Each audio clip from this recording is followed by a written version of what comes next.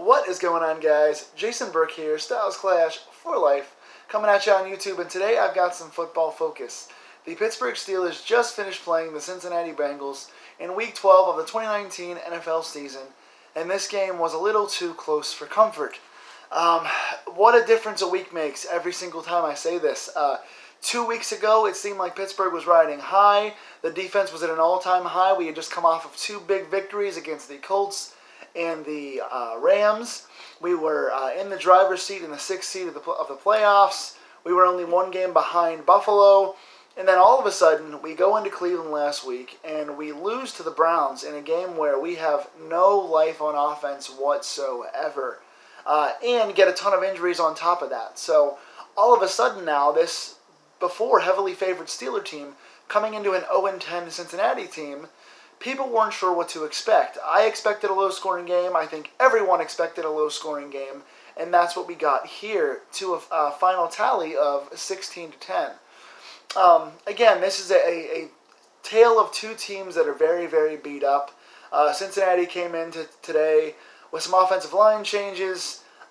They had, obviously their quarterback Andy Dalton has been out now for several weeks. Ryan Lindley is in I'm not even sure if that's his name. Ryan Lindley's somebody else. Anyway, their quarterback, Andy Dalton, has been out for quite a while now. A.J. Green, their all-star receiver, was not playing in this game, has not played really all season. So their two best players on offense were out. We came into this game, no James Conner. He was out again this week. Juju Smith-Schuster was out again this week. Deontay Johnson would come back and play in this game after the concussion protocol was passed. But no Roosevelt Nix. He's out for the season now. Marquise Pouncey was serving his first game of his two-game suspension after the Myles Garrett situation last week. So coming in with pretty much our backup quarterback, our third-string running game, our third-string receivers, it was quite a scary situation having the offense that we had. And this game pretty much played out in the first half the same way last week's game played out. The defense played pretty lights out. They allowed one or two plays, but for the most part played very, very well against this bad Bengals team. But the offense couldn't get anything going at all. It was good to see Benny Snell back on the field. He hasn't played for quite a while. He got the full start today. Jalen Samuels did not see many reps. Surprisingly, they decided to go with Snell, and I think it was the right move. See what you have in the young rookie. He came out and played pretty well today. But again, nothing came out of this in the first half. Pittsburgh allowed one really good drive, which was two phenomenal Tyler Boyd catches downfield for a touchdown. And so that was Cincinnati's only score. And the Bengals went in up 7-3 in the first half because Mason Rudolph could not do anything at all.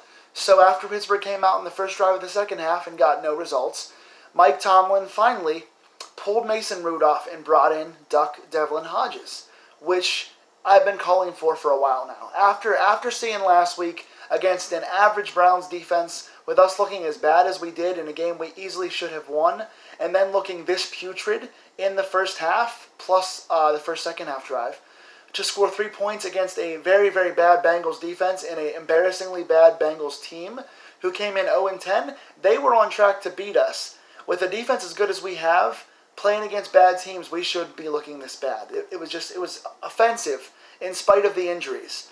But Mike Tomlin made the change. Mason, now I'm not saying, again, I don't want to be a homer that just has gut reactions and says, bench the quarterback right away. Oh my God. I know we've been spoiled by 15 years of great Ben Roethlisberger Hall of Fame play. I'm not saying Mason has to be as good as Ben. I know it's only his 9th start of his career coming into today, so I understand that he's still new. My problem is he's not showing us any glimpses, any glimmers of being special. The play calling has opened up a little more now, and he's not looking good. The reason why the calling is being conservative is because he's not looking good in practice, and he's not showing any personal growth week to week to week. I praised Josh Dobbs this offseason because he showed growth in between his first season and his second season in the offseason.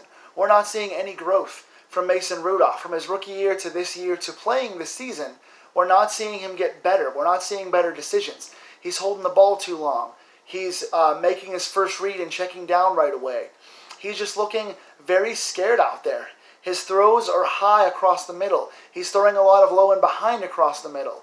The only completions he's even completing at all are 50-50 balls down the field where guys like Deontay or Juju or Washington are making the catches that are just tossed up in the air for anybody to get.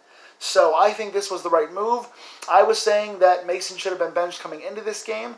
After seeing the first half he played against this game, I was on Twitter calling for a quarterback change. We got it, and it made a difference. Let's look at the stats here. Mason Rudolph, 8 of 16, 85 yards, no touchdowns, 1 pick. He threw a tip ball interception in the red zone, which was points taken off the board. In a low-scoring game with a bad offense, you cannot throw turnovers in the red zone. I know it was tipped, but still.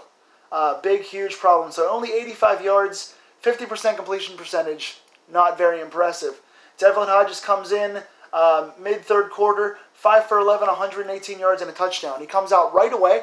He throws a short completion across the field, I think to Deontay Johnson, and then he throws a really good strike in stride downfield to James Washington, who gets a good stiff arm and runs the ball into the end zone on like a 60-yard play.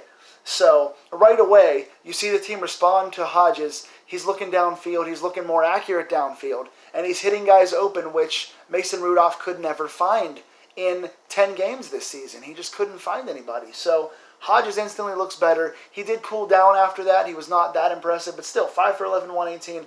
No turnovers. He got the big touchdown. He got the stuff we needed. So really, really important game balls here to guys you wouldn't expect on offense. Game ball, again, to Hodges for the long touchdown pass and the spurt of offense. We had 16 points in this game. 13 of that was with Hodges in the second half. So game ball to Devlin Hodges. Benny Snell, game ball, 21 carries, 98 yards. He got the bulk of the work today. Looked pretty good. Started off a little slow, but was running in between the tackles. He was churning his legs. He was getting a few extra yards. Played serviceably until the fourth quarter, and then in the fourth quarter he broke it open. Several long runs to extend the drives and keep the ball on our side. When we're trying to put the Bengals away, Snell had 2 or 3 big first down runs. They kept the ball in our hands. He looked really good, especially in the fourth. But overall, 21 for 98. That's one of our highest running totals this season. We looked much better on the ground with Snell back there and not giving the carries to Samuel. So welcome back, Benny Snell. Game ball for you, sir. Also, I'm going to give a game ball to Kerrith White Jr., the practice squad signing from the Chicago Bears practice squad, who came on to the 53 this week. He came in 6 carries, 43 yards. Had 2 or 3 really impressive shifty plays where he made somebody on the outside miss, made a nice cut and finished his runs. He's a small, shifty, looking pretty good on his feet. I like what he did. He didn't get many carries after Snell heated up, but 6 for 43 helped us have a much, much bigger total rushing than we've had for the last several weeks. So very, very good stuff for Kerrith White. Also, Deon Cain from the Colts practice squad this week. He was a late signing.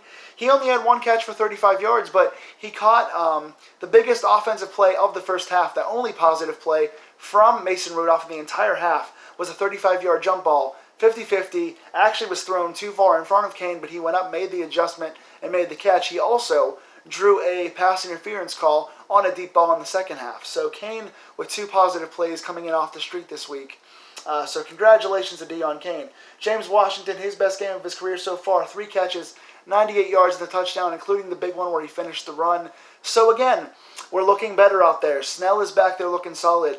The practice squad guys made a difference this week. Washington looked much better in there with a better quarterback. Hodges came in and saved the day. So congratulations to you guys for showing life. And I think if the offense can do just enough for us, 16, 17, 20, 21 points a week, this defense is so good they can make it work for us. Defensively, we had a lot of guys show out. Again, first half, we only allowed 1 touchdown in this game. That was 2 excellent catches by Tyler Boyd. He played pretty well today. Alex Erickson got open on a few plays, and he made some guys miss downfield. Congrats to him. Joe Mixon had a couple of tackles in the backfield turn into big runs for them. So Mixon played pretty hard. I think he had about 80-some yards in this game. So the Bengals showed some flashes of life. But just 7 points in the first half, 3 points in the second half, 10 total. If you hold any team to 10 points, you got a good chance to win in the NFL. So this defense is playing pretty well out there. TJ Watt, a sack and a forced fumble once again. Bengals recovered that one, but still, Watt now is absolutely on fire. He is one of our MVPs on this team. Bud Dupree is playing with his best season of his career by far. He had a sack, forced fumble, and fumble recovery. at a key time to really ice the game. This was when the Bengals were down 6, and Bud's sack, forced fumble, and recovery got the trifecta for himself to ice the game for us. Bud Dupree, big stuff there. Cam Hayward and Mark Barron both had a sack in this game. Hayward pushed a couple of guys back, played pretty well. Barron played well in coverage and got a few tackles in this game. Both guys get a kind of small game ball from me. Devin Bush allowed a deep pass where the Bengals were looking to score, but forced a fumble, which was recovered by Minkah Fitzpatrick. So those two guys are turnover machines. I think it was like the 5th or 6th forced fumble this year from Mark Barron, or I'm sorry, from Devin Bush. He's not a very good coverage linebacker, but he's very good at forcing and recovering fumbles. Big play for him when the Bengals were heading into the red zone. And Minkah Fitzpatrick now with 7 takeaways this year leads the entire NFL. I'm sorry, 8 takeaways. 7 in Pittsburgh and 1 in Miami this year. 8 takeaways, leads the NFL. Huge turning point, both those guys for us. Also, Mike Hilton played tremendously well in the slot today. 2 or 3 batted balls, nice quick hits, forcing a lot of balls out. Very, very good stuff. Also got a few quarterback pressures and tackles on the running backs in this game. Joe Hayden, up and down game today, did allow the deep touchdown to Boyd. And another one he got beat on by Erickson really bad, where the ball was thrown out of bounds. It should have been a Bengals touchdown, but it wasn't because the quarterback missed him. So Hayden had some bad plays, but also a couple of good ones. 4 more batted balls in this game, too. Should have been picks back-to-back. He had balls in his hands where the ball slipped out. So Hayden's got to catch and got to get more turnovers, but he is batting a lot of balls and he's contesting a lot of balls, so good for him. Steven Nelson played well today on defense as well, so pretty much game balls to everyone on defense. Again, they're sacking, they're getting turnovers, and they're allowing shorter fields for our offense. Deontay Johnson on special teams played pretty well, got a few decent small returns. Boz hit all of his field goals. Jordan Berry, nice job punting and pinning in this game. Medikevich caught a nice deep pin on a punt. A nice tackle from Justin Lane that buried the Bengals deep. So lots of guys making plays. Ola Adeni forced his 2nd fumble of the year on special teams as well. He's been an asset to us on special teams. So special teams, kick coverage, and returning improved this game. Defense played well, and the running game improved drastically on offense. So do you guys want to see Duck Devlin Hodges in there at quarterback for the rest of the year? Because I do. We've seen enough of Mason Rudolph. He's not the guy of the future. I think he's done here as a starter in Pittsburgh. Get Devlin Hodges in there until we get Ben back next year. And continue to push these guys to run the football well. So tell me in the comments below who impressed you. Pittsburgh now at 6-5 is number 6 seed again because the Raiders and Colts lost this week. And Buffalo's got a tough test next week against Dallas. So now we have Cleveland next week in our rivalry game. And if we can win and Buffalo can lose, we're only a game out of the 5th spot in the AFC. We're back in the driver's seat. The offense looks like it has life again. Tell me in the comments below what you guys think, and I'll talk to you soon.